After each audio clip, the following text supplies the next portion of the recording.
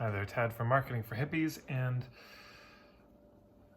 today's video is a response to a question I got from Aaron, who's in my Marketing for Hippies one-on-one program right now.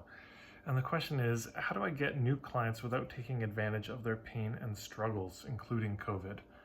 Okay, so how do I get new clients without taking advantage of their pain and struggles?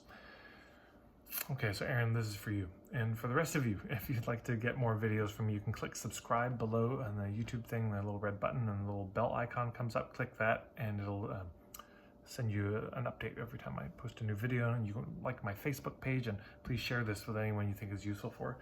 This is a tough one to answer, Aaron, because it's this is my whole back catalog. So first of all, for everyone watching, there's a link to all my how to make business feel good. I'll put that below because pretty much all those videos I think speak to this. But right, how do you do it when people are in a very vulnerable time, and where maybe there's a lot of pressure and urgency and fear? How do we still offer our stuff in a way that doesn't take advantage? There's some videos I made about it's a predator and I'll make a note of this to put this as a link, predator and protector. That's really important to know, so there's going to be a link to that below. But most of it's actually everything I talk about fits in. And maybe so that's what I'll just try to draw the connections of how everything I speak about fits into this, and I think prevents this from happening. So I do my workshops on a pay-what-you-can basis. So that's a way, that people get to decide what they're going to pay at the end of my live workshops. This is a way that you can offer something, but there's no way it's going to take advantage because they'll decide the amount that they're going to pay. You can have a lot of free things, or pink spoons, ways that people can check you out from a distance or inexpensively check you out from a distance. So this would be the example: blog posts, videos, slightly a little more expensive ebooks, short little webinars, teleseminars, ways that people, without investing a lot of money, can check you out. And then they decide if they're going to step forward and work with you or not. It's up to them. So we set up our business model with an immense amount of trust in them, not saying, hey, trust me, but hey, I trust you. Here's me and my point of view. That's another way.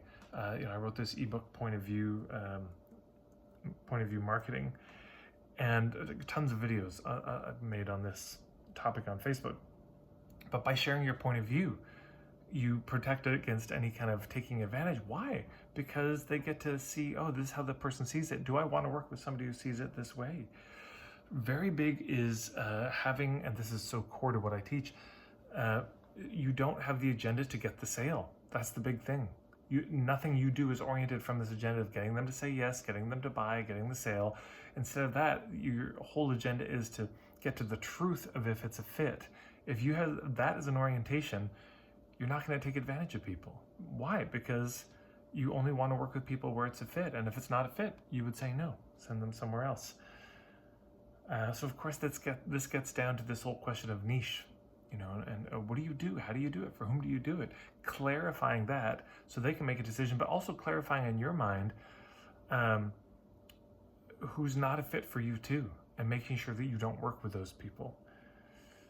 And also, marketing is not about trying to get people. It's really not about convincing or persuading or seducing. What is it about? It's about sharing.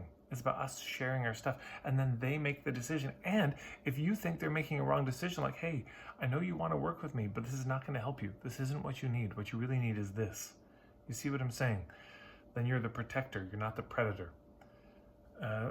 One of the ways I could see rephrasing this question: how do I get new clients without taking advantage of their pain and struggles? Right? Without preying upon them. Well, you decide not to prey upon people.